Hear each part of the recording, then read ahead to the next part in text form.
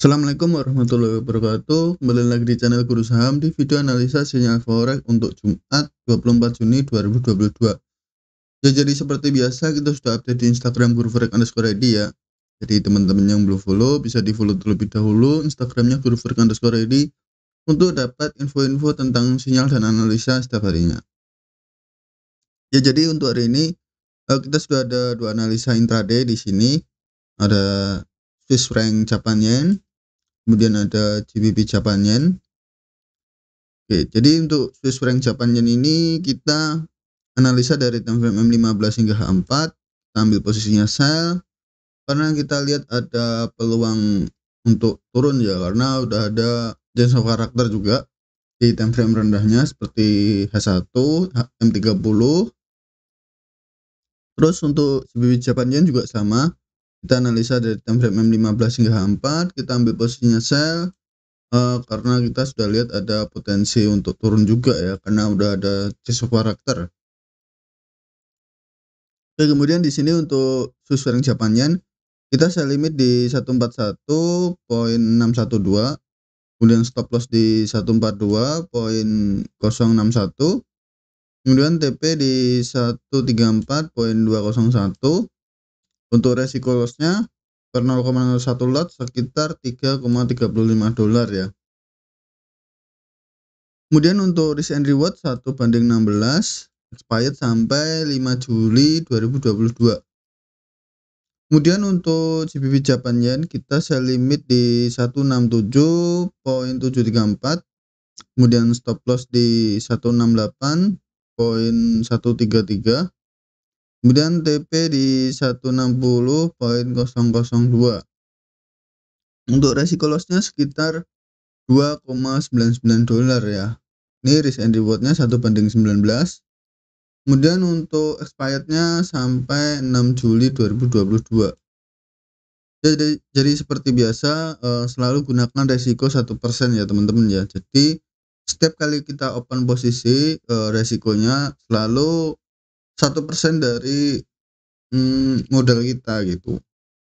Misal di sini asumsikan modal kita 500, 1% dari 500 kan $5 ya. $5 berarti kalau di sini kan 3,35 ya. Berarti kita cuma bisa open 0,01 lot aja gitu. Kecuali kalau saldo kita misal 700 ya, $700. $700 2%-nya kan sekitar $7 ya. $7 berarti kita bisa open 0,02 lot ya, karena di sini 0,01 lotnya sekitar $3,35 ya. Kalau 2 kali lipatnya berarti sekitar hampir $7 gitu. Dan di GBP Japan yen juga sama gitu. Oke, lalu kita juga bisa untuk lakukan partial profit taking untuk mengamankan sebagian keuntungan ya. Jadi partial profit taking ini kita bisa lakuin ketika harga sudah running profit, risk and reward 1/1 atau risk and reward 1/2 ya. Jadi ketika harga sudah running profit 1/1 atau 1/2, kita bisa lakukan TP parsial. TP parsial itu apabila teman-teman open posisi lotnya lebih dari 0,01 lot, misal 0,03 lot atau 0,04 lot. Ketika teman-teman open 0,04 lot, itu kita bisa TP parsial sebagian lot dulu, misal 0,01 lot atau 0,02 lot dulu, terus sisanya kita hold sampai TP gitu. Kemudian untuk mengurangi resiko, kita juga bisa pindahin stop lossnya ini, kita pindahin ke entry ya. Jadi di sini kan ada stop loss ya di 142.061, kita bisa pindahin di 141.612 ya. Jadi resikonya itu udah nggak ada, karena ketika harga sudah nggak sesuai dengan analisa terus berbalik arah ya, berbalik arah menuju ke area entry kita tadi terus menyentuh stop loss ya, kita nggak rugi apapun gitu, kita nggak minus apapun karena stop lossnya di entry gitu. Jadi kalau konsisten pakai cara ini ya teman-teman ya, saya jamin walaupun profitnya dikit tipis-tipis tapi konsisten gitu, walaupun kita nggak bisa profit banyak tapi konsisten. Nah, daripada profit banyak tapi MC ya kurang lebih seperti itu ya. Terus analisanya bisa swipe kanan aja di sini. Di sini ada Swiss franc Japan yen, kemudian ada GBP Japan yen. Oke. Jangan lupa like dulu, terus kita bahas satu persatu dari CHF Japan yen ya, atau Swiss franc Japan yen.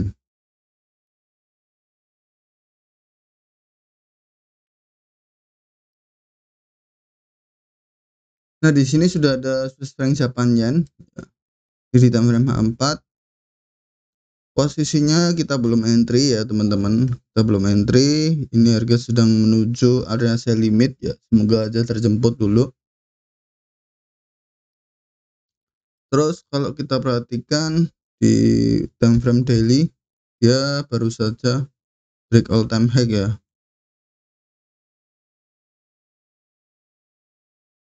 Dia baru saja break all time high-nya di sini. Dia baru saja break all time high ya.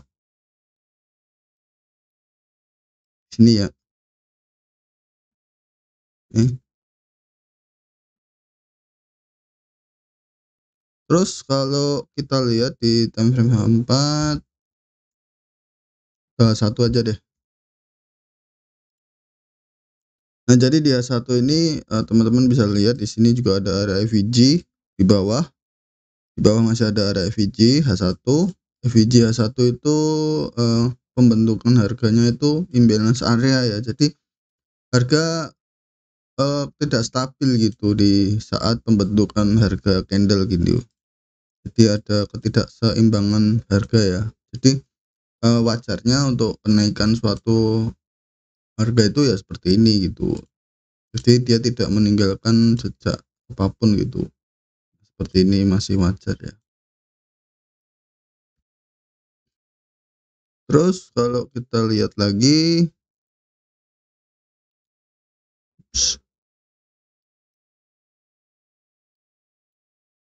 kita hapus saja. Nah, di sini juga ada equal low ya. Equal low itu equal structure ya. Equal structure itu seperti ini. Ini juga area liquidity juga. Bisa jadi area liquidity. Sini kan harga memang masih sideways di area-area ini ya. Sideways, kemudian harga naik. Nah, di sini kan dia breakout ya.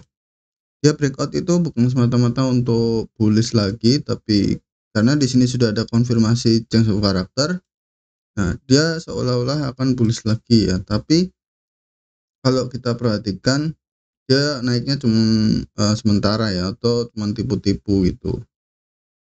Terus kalau kita perhatikan sini juga ada area supply zone juga, atau area break of area order block juga. Nah, di sini kita lihat di time frame M30. Ups.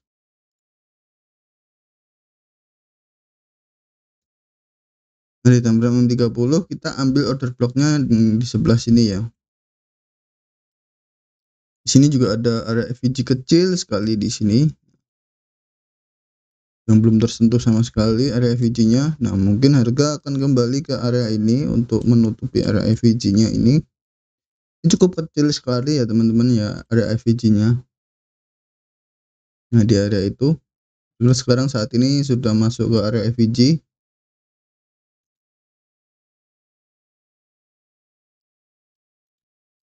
Oke, terus order block kita 2 kali ukuran candle bullish terakhir ini ya. Nah, ini adalah candle bullish terakhir yang kita gunakan untuk open posisi sell ya.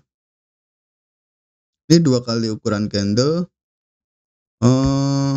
Jadi 2 kali ukuran candle itu untuk menjaga atau menghindari kita dari spread yang panjang ya. Karena perbedaan spread setiap ukuran beda-beda ya. Sebenarnya aturannya cuma 1 kali ukuran candle gitu.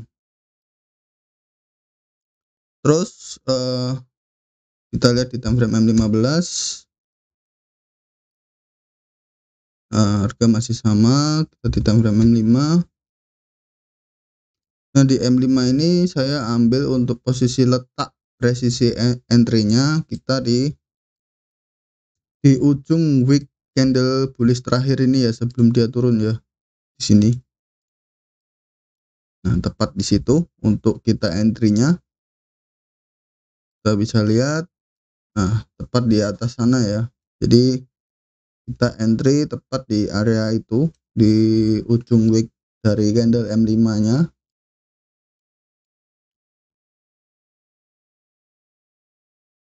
Oke, jadi kita bisa ambil posisi sell ya di area sana ya. Untuk stop loss-nya ya sama 2 kali ukuran candle tadi ya. Terus untuk TP saya tidak ambil panjang-panjang, sebenarnya bisa sih sampai sini. Masuk ke area ini sini bisa sebenarnya. Tapi kita ambil area-area yang sini saja. Sini. Ambil yang di area ini untuk ambil TP-nya.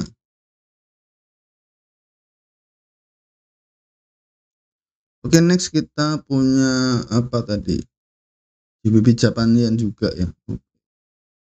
Oke, di sini di GBP Japan Yen sini juga ada change of karakter ya teman-teman ya. Kita perhatikan harga sudah membentuk change of karakter. Kita pindah ke daily atau ke H4 saja. Ini sudah H4. Terus kalau kita perhatikan harga masih di situ. Di sini ada equal high ya. Oh bukan. Jadi hampir kebentuk equal high tapi dia tidak membentuk equal high yang sempurna ya.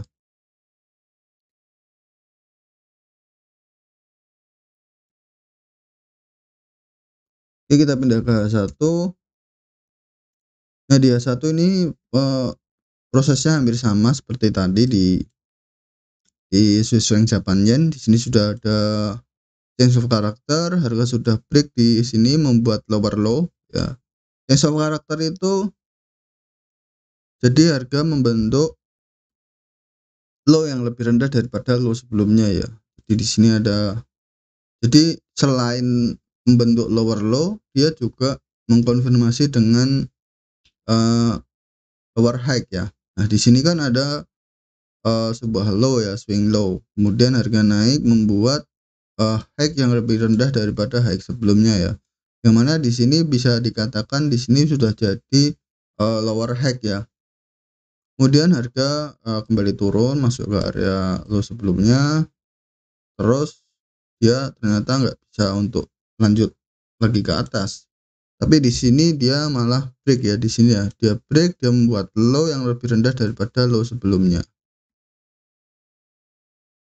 Nah, jelas ya. Jadi untuk change of karakter itu hampir mirip dengan breakout structure. Nah, kalau breakout structure itu seperti ini. Sini kan dia sudah ada change of karakter ya di sini. Sini sudah ada change of karakter. Kemudian dia membentuk low di sini dan lower high di sini, kemudian di sini. Nah, di sini sudah jadi breakout structure. Jadi change of karakter dulu baru breakout structure gitu. Di sini juga membentuk breakout structure. Jadi breakout structure itu meneruskan dari sebuah tren ya. Jadi kalau change of karakter itu perubahan arah tren ya. Misal di sini kan ada perubahan arah tren ya di sini ya. Ini sudah ada perubahan arah tren. Di sini sudah bisa jadi change of karakter ya. Dan di sini jadi breakout structure dan seterusnya. Ya, kurang lebih seperti itu ya untuk penjelasan dari change of karakter. Terus untuk itu kita entry di area supply-nya ya. Jadi area supply paling kuat pokoknya. Sebenarnya kita bisa entry di area ini, bisa entry di area ini, bisa juga entry di area ini. Tapi kita bisa cari area supply yang benar-benar kuat ya, teman-teman. Kita pindah ke M30 dulu. Nah, di M30 ini H1. Nah, jadi ukuran candle order block kita itu di candle H1 ya teman-teman ya. Jadi satu kali ukuran candle H1 ini, nah itu 2 kali lipatnya ya. 2 kali lipat ukuran 1 kali candle H1 ini ya. Nah, 1 kali ukuran candle H1 ini ya. Kurangnya 2 kali lipat, itu jarak antara entry dan stop loss ya. Sesuai ya. Terus untuk itu kita entry-nya, nah ini kan entry-nya agak ke atas dikit ya. Kita entry-nya pakai M15 ya. Di M15 ini ada area FVG ya teman-teman, perlu diperhatikan. Jadi di time frame M rendah di dalam order block itu ada area FVG ya. Nah, itu bisa kita jadikan area order block juga sebenarnya. Kita tinggal pilih antara order block yang sebelah sini atau area order block yang sebelah sini. Nah, itu kita pakai yang sekarang saya mau coba untuk improvisasi sendiri. Kita coba untuk entry di tengah-tengah antara FVG ini ya. Ini kan ada FVG M15. Nah, ini kan ekornya saya taruh di sini.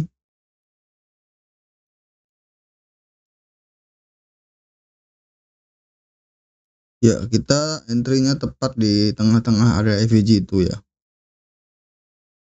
Untuk jarak stop loss kan, jadi jarak stop loss-nya ini masih sama, jadi jarak antara entry ke stop loss itu jaraknya sama dengan area order block itu ya.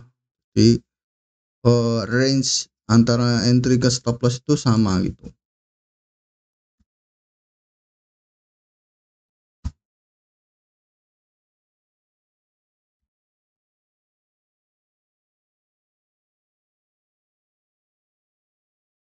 Ya kurang lebih seperti itu ya teman-teman ya untuk penjelasan dari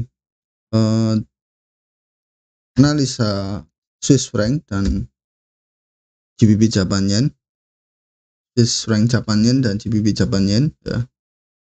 Mungkin sekian dulu ya untuk analisa kedua pair ini. Terima kasih yang udah menonton. Semoga bermanfaat dengan video ini. Yang udah profit pertahankan, yang masih loss terus belajar. Pertahankan risk manajemennya karena itu adalah kunci untuk profit konsisten ya. Tanpa money management, tanpa risk management yang konsisten ya kita nggak akan bisa untuk profit konsisten jangka panjang pastinya. Oke, ikuti terus analisa sinyal forex di video-video selanjutnya. Jadi jangan lupa subscribe agar tidak ketinggalan update video-video berikutnya. Yang punya pendapat lain bisa tulis di kolom komentar. Jangan lupa like, share, and subscribe ya. Oke. Wassalamualaikum warahmatullahi wabarakatuh.